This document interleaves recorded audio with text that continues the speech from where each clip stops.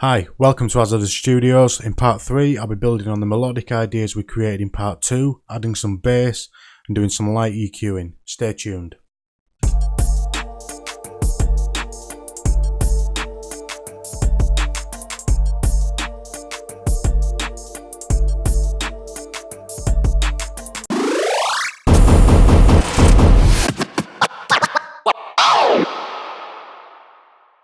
Welcome back to my How to Make Beats series. Thanks for supporting me and choosing Azzadous Studios for your music production tutorials. Let's dive straight in and listen to what we have so far.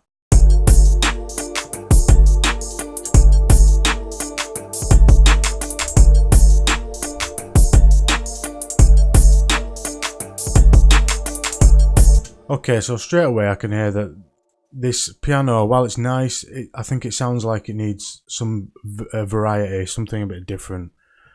So let's solo that out. There we go.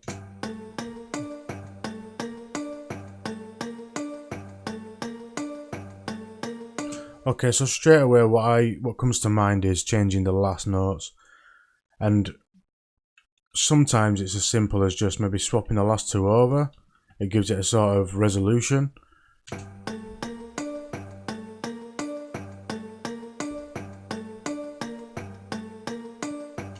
Okay, that's nice. Let's try it with a beat.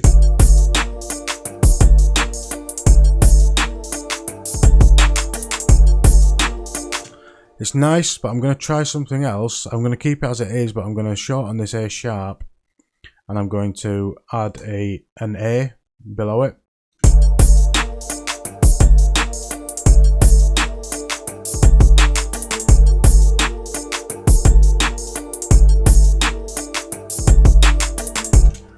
Right, that sounds nice, but I feel like we could use both. So what I'm going to do is, if I extend that, if first you open up the MIDI clip and check the loop section here. If you click loop, make sure the position is, the length is on 2 for this particular MIDI clip. You'll see at the top where the loop starts and ends. You want it to be bang on, otherwise it'll be out of beat when you stretch it out. So if you come to the end of the MIDI clip and you see this little closed bracket, grab the click with the left mouse button and just drag out, and it'll extend it out. Now you can do that, and you can just keep dragging and it'll loop it over and over again.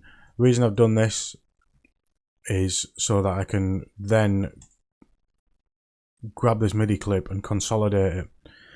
There's another way you can do it. If we go back to the clip without looping and right click and duplicate, or Control D, it's useful to learn these shortcuts. So Control D, that copies it over, and then select both, highlight, and to consolidate again, the shortcut is Control and J, which is useful to know, or you can right click and click consolidate. And then what I'm going to do, now that it's consolidated, it won't be looped anymore, because you've created a 4-bar loop from that 2-bar loop. And what I wanted to do, what I wanted to show you with this, is that because I liked both of the sounds that I changed, I feel like it would sound nicer over a longer period. So if I change that first one back to just the A sharp, and then the last one A sharp to A, and that's already on loop, so let's drag this out, drag these out, and what we'll do is highlight both of those and Control and D to duplicate, and drag you can either drag the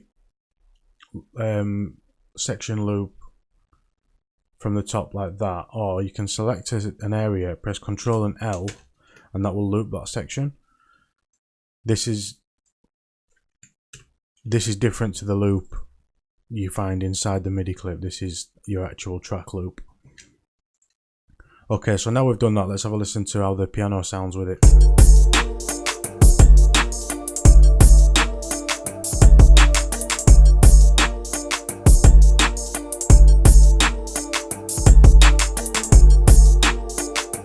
So I feel like it's got a lot more movement. It doesn't just sound like a constant loop.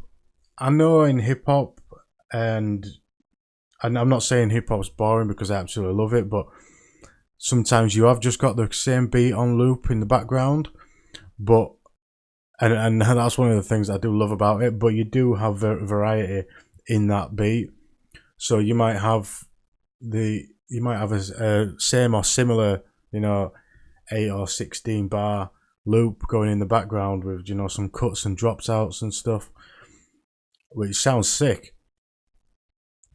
But that loop is going to have variety in it, and it's not just going to be the same. Let's grab that, the same same bar over and over again,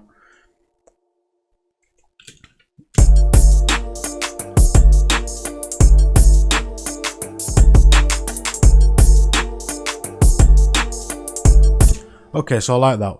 Let's move on to the pads. I'm going to solo this pad left, remember, by clicking the S over here in the channel section.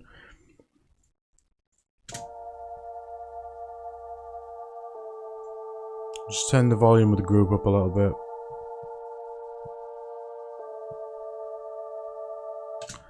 So I want to do a similar thing to what we've done in the piano and change the last bit. So first of all, I'm just going to try changing this back to the first, move the A up to the A sharp, so back to the G sharp chord that we used in the first place.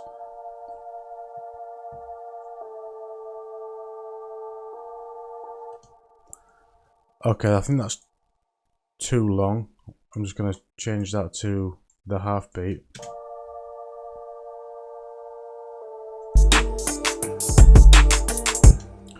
I'll switch pad right off while I'm testing it with the rest of the track.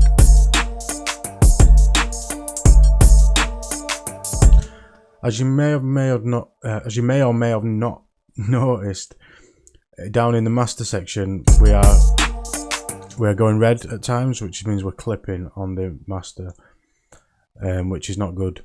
So an easy way to fix this is you can either select all the channels, or you can turn all the channels down individually, or you can select them all. So two ways of doing this: you can click one channel and click Control A, which is much simpler, especially if you've got 50 odd channels.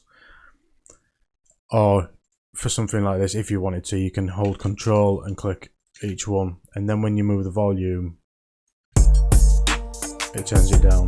As you can see, we're not clipping. If you want to, you can go into this. If you look at the top right corner here, you can click this view, which I forget the name of this view. Session view, maybe. Someone will have to let me know. I never use this view except for checking the levels. So this number here on the master, this is how the volume level in dB. So it's minus. If you click it, it'll zero it out. So now we're getting about minus 2.91. What I would do for now, it doesn't matter as much, but as you start getting closer to the finish of your track, I like to leave about 6 dB of headroom for mastering, for mixing and mastering.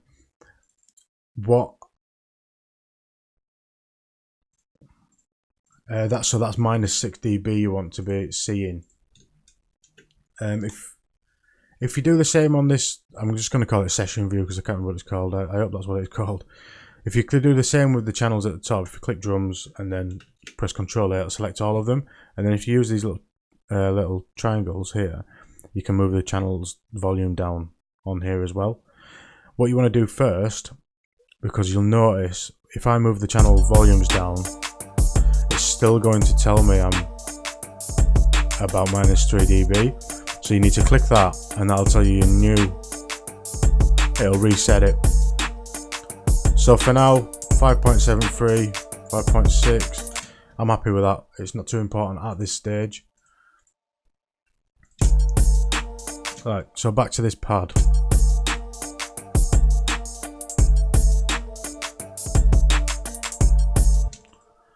I feel like it needs to be a different chord.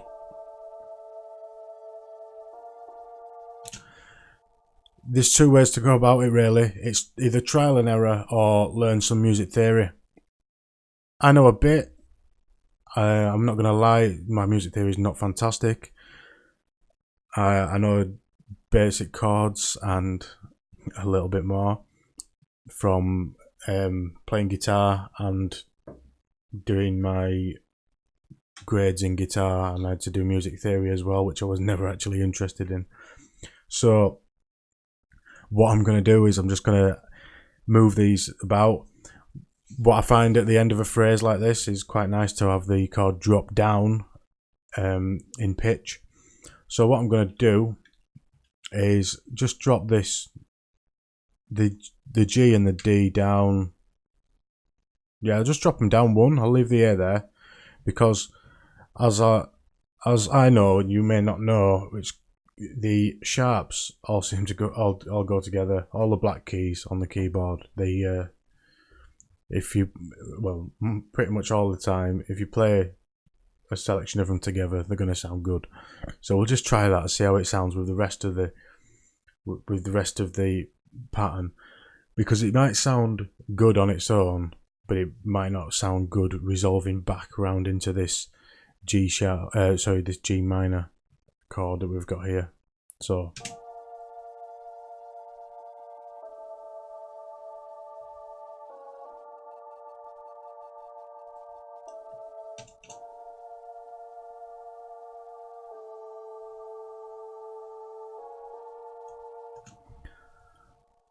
I quite like it. I'm just going to move that C down. Again, it's just trial and error. No, that's wrong. I like that. So I'm going to select this MIDI clip and I'm just going to duplicate that over. We may want to change it up a little bit at the end of this 4-bar. I'm not sure yet. We'll see. We'll leave it at that for now, because what we need to do is go into the pad right and do the same thing basically. So a couple of ways of doing this. You can just copy this over, and then I think we shifted the octave down for pad right. So what I'll do is hold Control, wait till I get the hand at the top of the MIDI clip, click and drag over this one. And as you'll see there, the new MIDI clip that we've dragged from the top is higher, the notes are a lot higher than this original one. So what we'll do is open it up, Control A to select all, hold Shift and click the down key on your keyboard, and it'll drop it down an octave. And now you'll see that it's the same octave as the other one that we had in for pad right. So then what I'm going to do is select the first one, duplicate that, and we'll switch pad right back on and just solo the pads.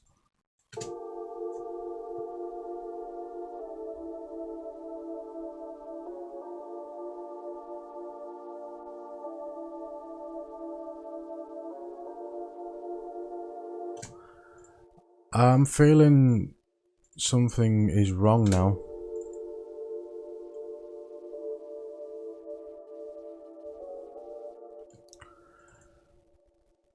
Something doesn't sound right.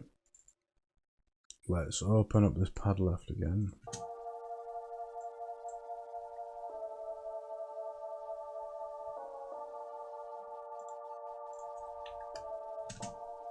So I've just moved that A sharp down to the A. And I'm going to move the C down.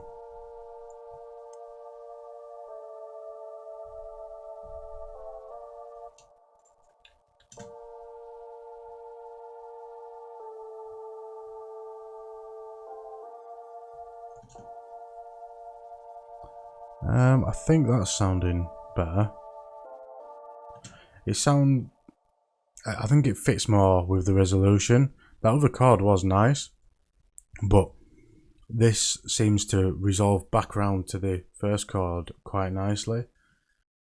So I think what we've done there is just made an inverted F minor, I think.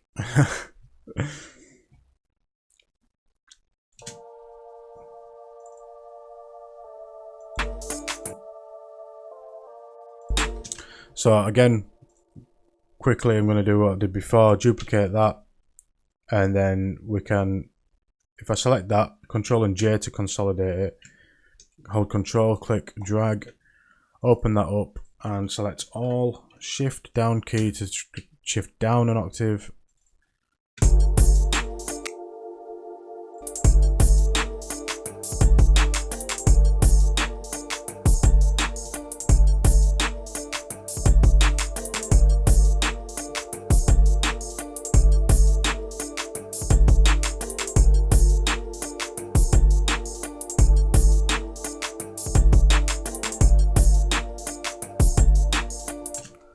So what I'm going to do for now is work on the EQ of the piano and the pads and show you how we can get them sounding nice together.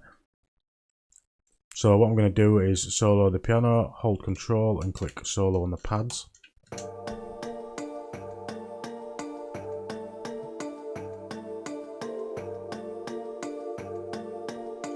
For this section I'm just going to stick my headphones on.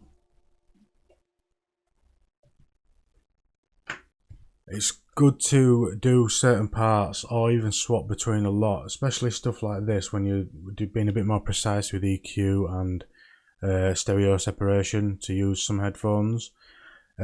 Because my studio is not as well treated as it could be, I do find I get better results when I'm working with EQ and stereo separation in the headphones. I'm using the Bayer Dynamic DT770 Pros, which are, to be honest, for the price, really good headphones. I think they've just, on Amazon, they've just gone down to just under £100, I think. I think I paid 130, 140. If you are interested in any of my gear, there's links in the description for the stuff that I use. Right.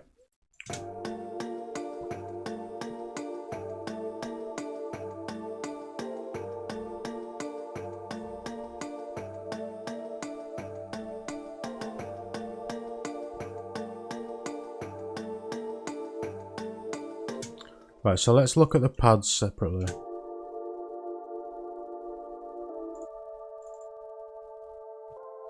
I say we did put some EQ on before. We've done all we've done really is there is cut the highs and lows. If we open up the pad right,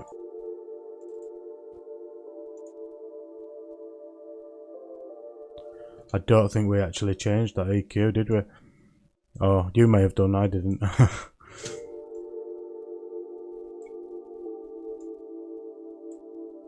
All I'm doing there is just cutting the highs and the extreme highs, the extreme lows. Well, not even extreme really, but I want to just sort of isolate the sound.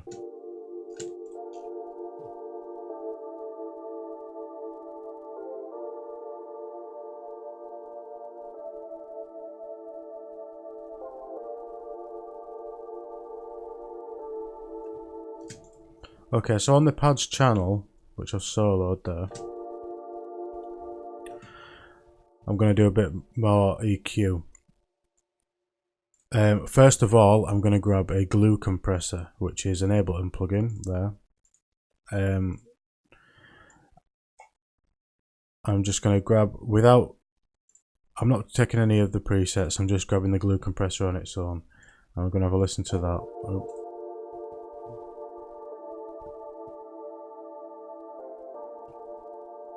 Now, depending how quick your sound is, how fast your sort of attack is on your sounds, like this is quite a slow sound, it doesn't need a lot of attack.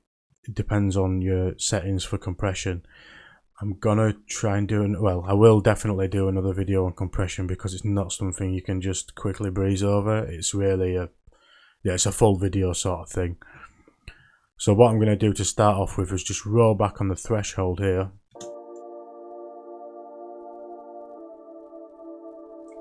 Until we're getting between 0 and 5 dB of gain reduction. Now this will change when I start tweaking these. I'm going to change the ratio up to 10.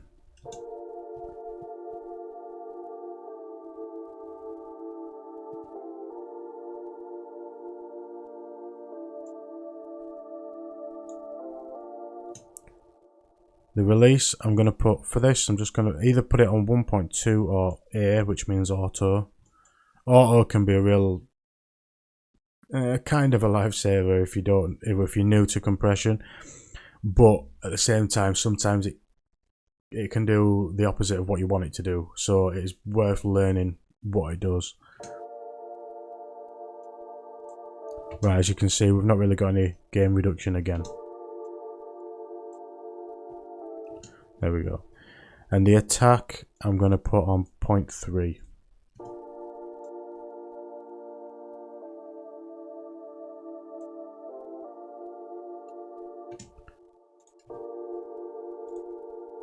So as you can see, when we switch the compressor on, it's a bit quieter. Only slightly. The makeup gain here, this is what that's for. So bring that up a couple of dB, switch the compressor off and then back on again while playing the sound to check that the volume is the same.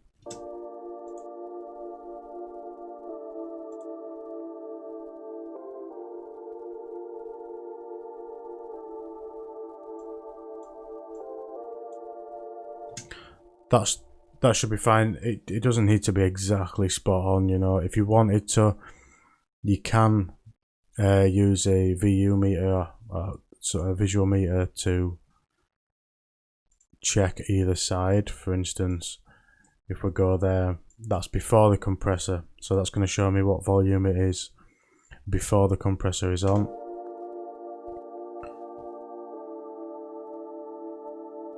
Which actually is kind of useful for leveling this sound out.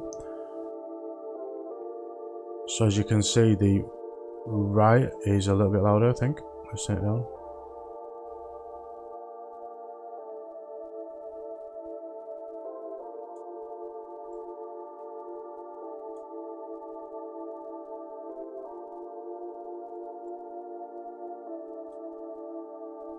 But don't worry about this too much. Again, this is not a included plugin in Ableton, so if you don't have it, I'm sure there is other alternatives. It's just the one that I have and I use when, to be honest, when I remember to use it.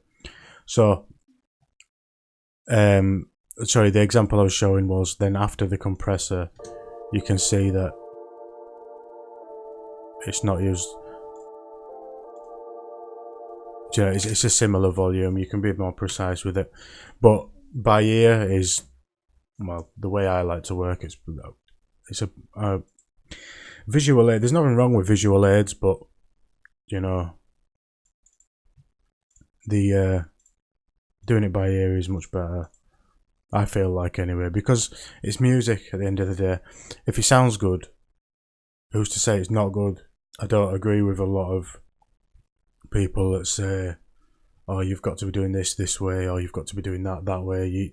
If it sounds good, it's good. You know, ignore what everyone else has got to say. Do you know what I mean? Just do it. Just do what you want to sound. Make what you want and make it how you want it to sound. Do you know what I mean? It's nobody else's business.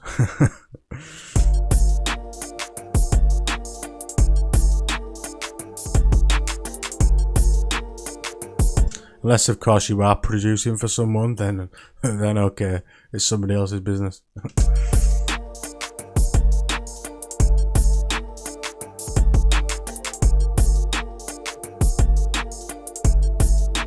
Okay, so I said I was going to do some EQ on the pads channel. I'm going to try and use the stock Ableton EQ, which is EQ8. There is an EQ3, but it's not as precise. It's only got 3 bands like that. The EQ8, There we are. As you can see, it's got a visual aid like the Pro Q2, but the reason I'm using this is because if you don't have Pro Q2, it might seem like you're not learning anything from the EQ side. So I want to use the Ableton one, so you've got an EQ there to use so you can follow along. So we're going to solo the pads again. So I'm just grabbing band one there.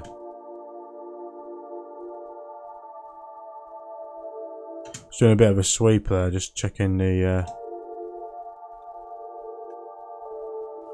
we get a nice kind of wah sound there. That's this increasing gain here. That's when you push that up and down, it's making the sound do that.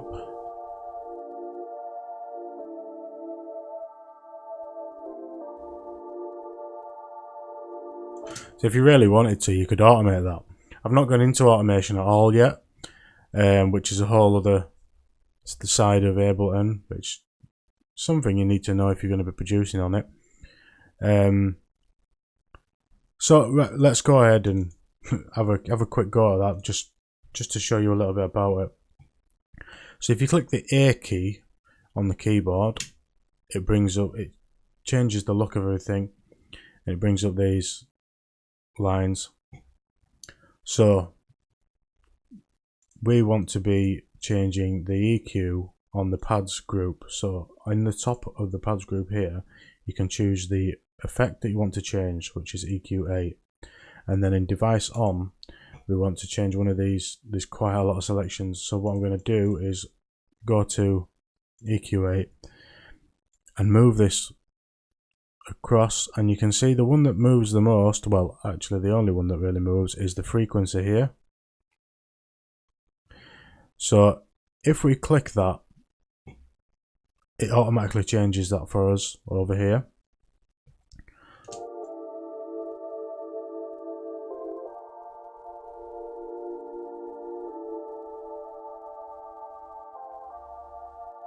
So I'm going to set it to 539,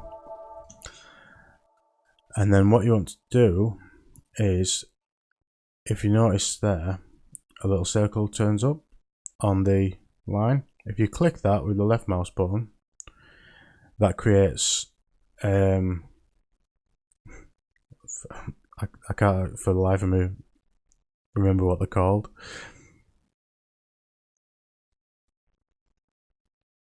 I want to say I was gonna say keyframe, but that's After Effects. So, but anyway, it's it creates one of those, and we're gonna click another one here. Oh, so we'll have a listen quickly. Yeah, so when the second chord starts, we're going to create another one, and we're just going to shift it down. So click and drag.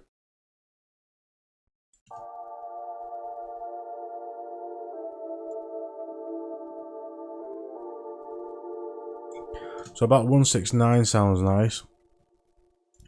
And then again, at the end of the thing, we're just going to drag it back up to, you know, what I should have done is, if you just click these, you can get rid of them. What I should have done is, while we had it set there, is set the last one first, and then move the middle one, so that you don't have to struggle to get the last one back up.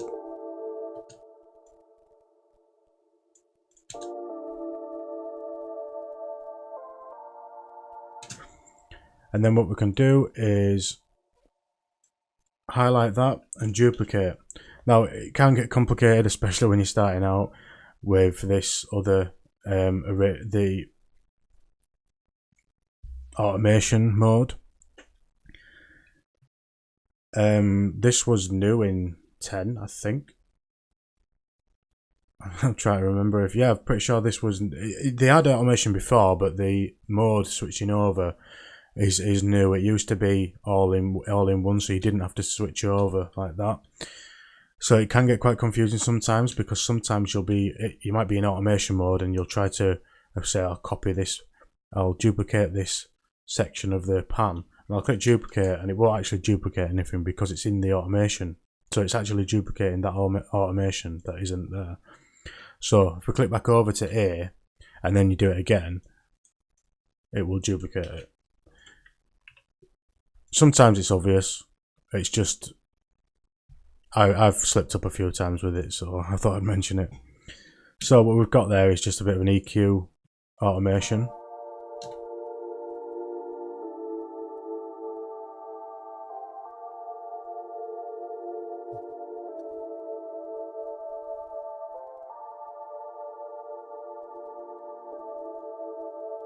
It just gives it a bit of movement. It's quite nice. Let's have a listen to this piano.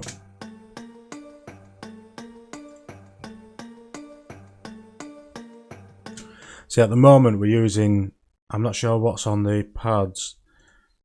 Might be a little bit of delay. Yeah. Especially on this piano, we're just using the stock delay and reverb on the VST itself. Later on, we're going to look at changing that out for our own reverb and working with that. So the EQ, I want to cut some highs out. Sorry, delete that. So if you double click near the end, it should automatically make a high cut. We're going to change the slope to about 30 dB for now, and grabbing the headphone button,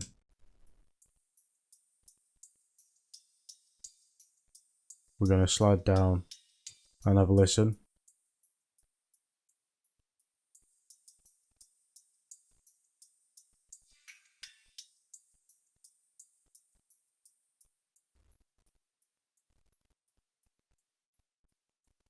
It's got quite a lot of high in it, quite a lot of high frequencies. We don't need to cut them out. We can leave them in and just roll them off. So about 18,000 hertz. That's 18 kilohertz.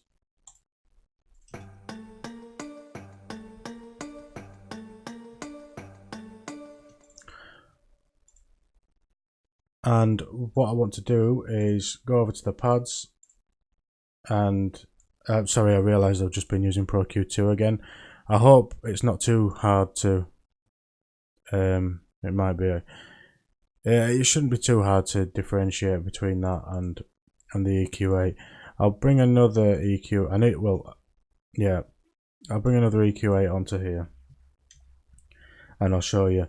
So for a high cut on the EQ8, like we've just done, if you click on number 8 there, it brings up the high cut, and you can sort of roll that like that. I don't use this that much, but I think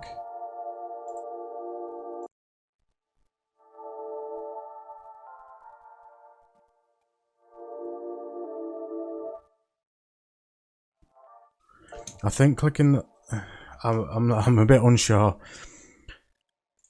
I think clicking that headphone sort of gives you that monitor thing sound. It might be easier for us to check it out on the piano.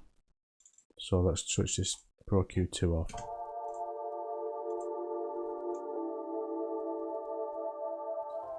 No, it doesn't seem so.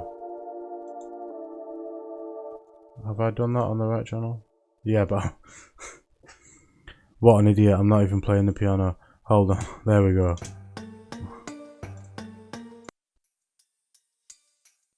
Yeah, there we go. So clicking that headphone button at the top, and we'll show you what you're cutting out when you click and hold the number. So there we go. And you can see on here the frequency is up here in the top left corner. So I'm going to leave that Pro Q2 because I've just been more precise with it. Now what I want to do is find out what sort of frequencies the pads are taking up. So as you can see, there's quite a build up here, maybe about 750, 600, all the way from probably about 300, 250, 300 to just over 1K 2K maybe. So in that area, what I want to do is then dip the piano a little bit. So we can do this in here, or in, let's do it in EQ8, just so it's easier to follow along with if you don't have Pro Q2. Now the area we remember was around here.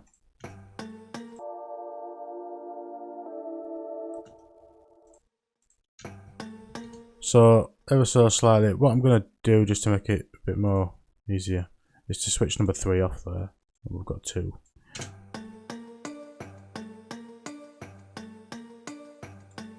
And you don't need to go too drastic with it. You can just do a little bit and it should be okay.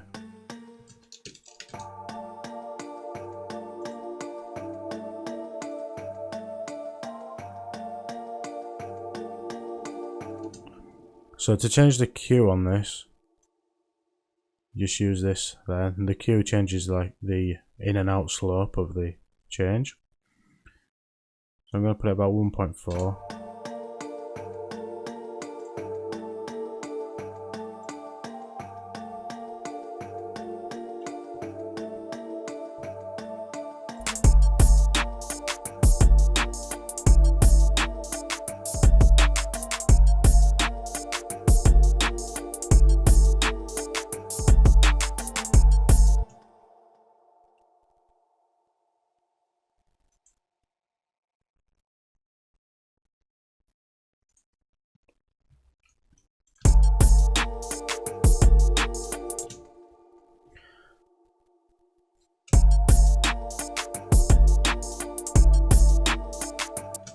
Okay, so let's have a quick listen to what we've got, and I think we're going to have to leave it there for today because again I've gone on for I think well over half an hour.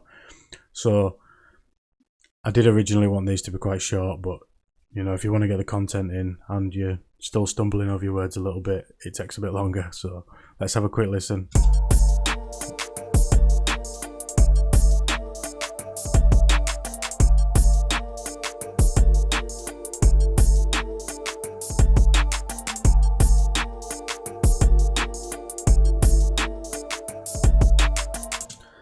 Okay, sounding nice. Okay, so in part 4 we're going to look at the drums, EQing, compression, delay, reverb, panning, everything to do with the drums. We might redo the pattern a little bit. That's all in part 4. I do apologise, I said we were going to add some bass in this part. Due to the length of time that I droned on for, I haven't had time to do that, so we'll do that next time as well. Thanks for watching. If you haven't already, please like, subscribe, share if you like what I'm doing and you take anything away from these tutorials. And I'll see you next time. Thank you.